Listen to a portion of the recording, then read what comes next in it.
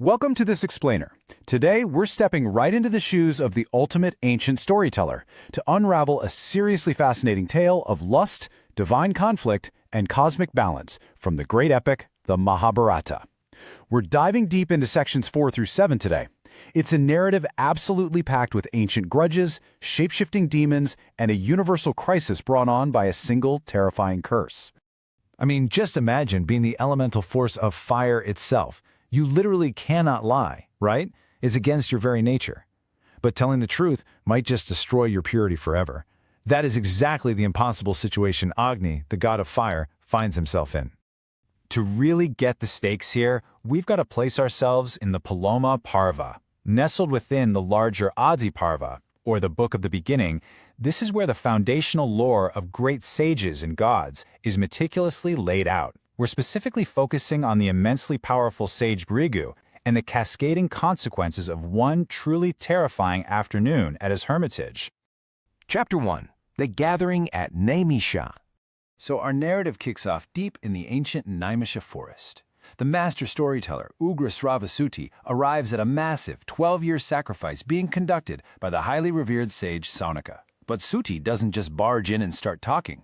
He waits, respectfully, for Saunaka to finish his extensive duties and oblations. Only when the sage takes his honored seat among the saints can the true storytelling begin. Chapter 2. The Lineage of Bhrigu. When Saunaka finally addresses Sauti, he asks for the history of his own ancestors. This lineage is crucial because it connects Saunaka directly to the great sage Bhrigu. And Bhrigu wasn't just some ordinary guy. He was born directly from Brahma's fire. From Bhrigu came Chyavana, then Pramati, Ruru, and finally Saunaka, making our listener Saunaka a direct descendant of a fiery, literal, divine origin. Chapter 3. The Rakshasa and the Fire.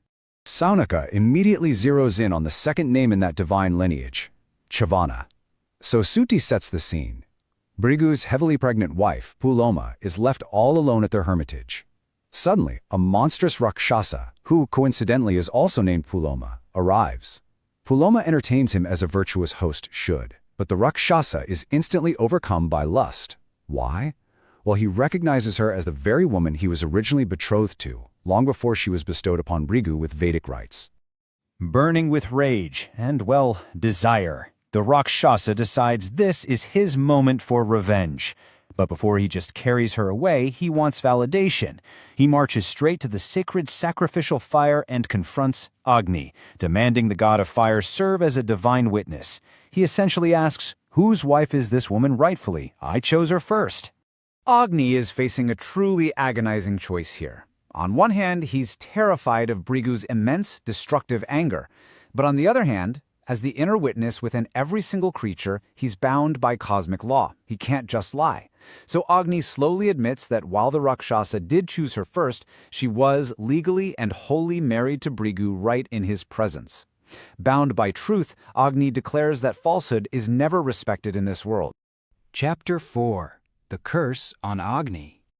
Armed with this technicality, the fact that she was promised to him first, the Rakshasa wastes no time. He literally sheds his normal form, magically shape-shifting into a massive boar. He seizes the pregnant Puloma and carries her away with horrifying violence, moving with the speed of the wind, or, as the ancient text beautifully describes it, the speed of thought. But the sheer violence of this kidnapping triggers a miraculous defense mechanism. The unborn child inside Puloma is so enraged by the attack on his mother that he forces himself out, literally dropping from her womb. This earns him the name Chyavana, which means the fallen. But this is no ordinary baby. This infant emerges shining with blinding, divine brilliance. The Rakshasa drops Puloma in absolute terror and is instantly incinerated, just converted to ashes on the spot by the child's radiant, sun-like power. The aftermath of this is deeply, deeply emotional. Distraught with grief, Puloma picks up her miraculous son and begins to walk. She weeps so heavily that Brahma himself takes notice. Her tears flow in such massive volume that they actually carve into the earth, forming a great river that follows her footsteps. Brahma names this river Vajrasara, a permanent geographical scar of this profound trauma. But the drama? Oh, it is far from over. When Bhrigu returns and learns what happened, his anger completely bypasses the dead demon. He asks Puloma, "Who told the Rakshasas who you were?" When she admits it was Agni, Bhrigu flies into a blinding rage. He curses the sacred fire with a devastating fate, proclaiming, "Thou shalt eat of all things." He basically condemns the holy, pure fire to consume the unclean just as promiscuously as the clean. Chapter 5. Brahma restores the balance. Well, Agni is absolutely furious at being punished for impartially telling the truth. Pointing out that hiding the truth ruins one's ancestors for 7 generations, Agni decides he's done. He simply vanishes. He withdraws from all places of daily homa, from marriages and all holy rites. And guys, this is a universe-ending crisis. Agni is literally the mouth of the gods.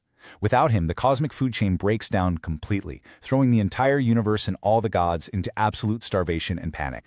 The panicked gods run straight to Brahma for help. Brahma summons Agni and gently but firmly reminds him of his eternal duty. And then he cleverly alters the mechanics of the curse. He declares that while Agni's viler parts, like the fire in the stomachs of carnivorous animals, will consume everything indiscriminately, Agni's actual flames will remain eternally pure. Just as things touched by the sun become pure, so shall everything burnt by his flames. Agni accepts this cosmic compromise, and the universe rejoices.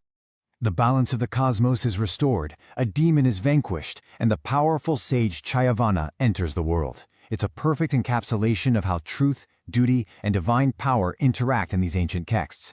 So, think about this. If the gods themselves can be punished for simply telling the truth, what hope do mortals have when caught in the crossfire of cosmic forces? Keep that in mind as we move forward. This series presents the Parvas of the Mahabharata in their original sequence, without altering the core narrative to make the story easier to understand. Join us in the next video as we explore Section 8,